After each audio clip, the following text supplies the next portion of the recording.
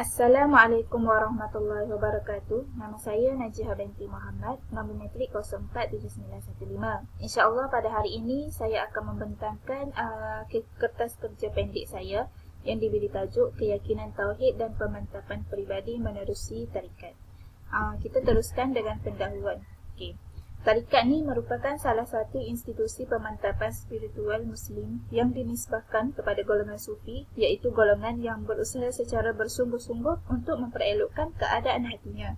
Tujuan utama dan matlamat tarikat kesufian ni di mana ianya membuktikan keutamaan beramal dan melibatkan diri dalam tarikat adalah untuk membentuk peribadi mulia dan memperolehi keyakinan serta kecintaan kepada Allah Subhanahu Wa Taala. Yang seterusnya mengenai konsep Tauhid. Tauhid ni adalah berasal daripada perkataan Arab iaitu wahada yuwahidu tauhidan, yang bermaksud menjadikan sesuatu satu atau esa, yakni mengakui dan meyakini bahawa Allah itu esa. Ianya membicara dan membahaskan mengenai Allah SWT, para rasulnya dan perkara-perkara yang berkaitan berdasarkan dalil nakli, iaitu yang terdiri daripada Al-Quran dan Al-Hadis dan juga dalil akli. Pendek kata, ilmu Tauhid ni ialah ilmu yang membicarakan mengenai keesaan Allah SWT dan perkara-perkara yang berkaitan dengannya. Yang seterusnya mengenai keyakinan Tauhid. Okay. Tanda kesempurnaan iman seseorang Muslim itu adalah terletak kepada keyakinan yang merupakan amalan hati. Ianya juga kunci dalam mengenal Allah Subhanahu Taala sebagai pencipta dan pentadbir alam semesta. Tanpa keyakinan tersebut, maka iman kita ni akan mudah goyah dan luntur serta mudah untuk terkena penyakit hati seperti penyakit lalai, penyakit lupa diri, serta ragu-ragu.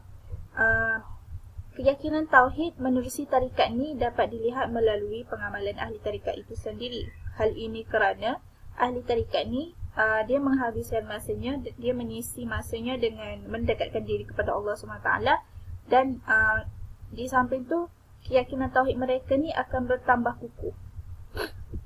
Yang seterusnya, tarikat ini mempunyai prinsip-prinsipnya yang tersendiri seperti takwa. Takwa ni yang bermaksud ialah melakukan ketaatan kepada Allah dan menjauhi larangannya. Dengan prinsip ini, maka seseorang yang beramal dengan tarikat itu akan sentiasa istiqamah dan sentiasa berusaha untuk meningkatkan ketakwaan mengenai pemantapan peribadi. Hubungan dengan Allah ni membentuk suasana dalam jiwa dan menghapuskan sifat-sifat mazmumah seperti sifat hasad dengki, tamak, sifat dendam dan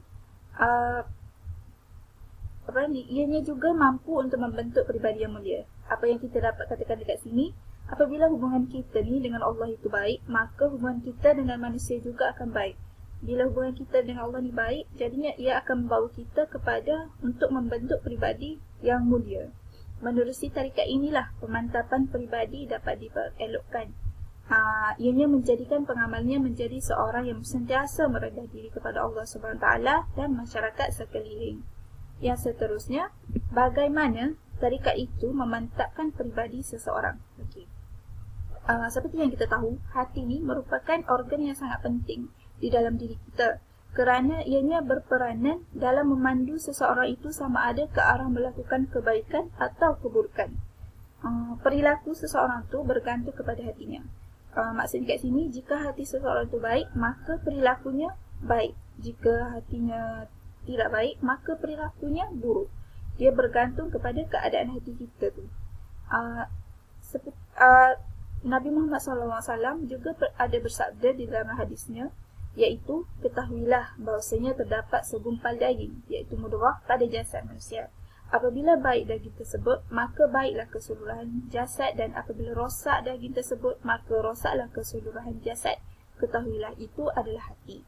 Hadis riwayat Al-Bukhari. Jadi maksudnya kat sini memang hati ni memainkan peranan yang penting. Sekiranya seseorang individu itu berada di jalan tarikat dan sentiasa mendekatkan diri kepada Allah SWT, maka mereka dapat menghilangkan perasaan sunyi dan duka cita di dalam diri mereka. Jadi mereka akan menjalankan ketaatan dan ibadah dengan kerelaan hati serta ikhlas kepada Allah. Maksudnya kat sini mereka ni beribadat kepada Allah dengan perasaan ikhlas dan tanpa rasa ada keterpaksaan dalam melakukan ibadah. Yang akhir sekali, kesimpulan. Kesimpulannya, penyucian jiwa seseorang individu itu adalah melalui pendekatan, bimbingan dan ajaran daripada mursyid. Seperti yang kita tahu, di dalam setiap institusi tarikat ni terdapat mursyid ataupun kita dipanggil sebagai guru untuk membimbing anak muridnya ke jalan yang benar, iaitu seperti mengajar mereka mengenai tauhid dan ibadah yang betul dan sebagainya. Yang kedua, ketenangan hati bukan sahaja berperanan memberi motivasi kepada manusia, akan tetapi ianya juga mempengaruhi peribadi seseorang. Yang ketiga, apabila manusia memperelokkan hubungannya dengan Allah, maka hubungannya dengan manusia juga akan elok.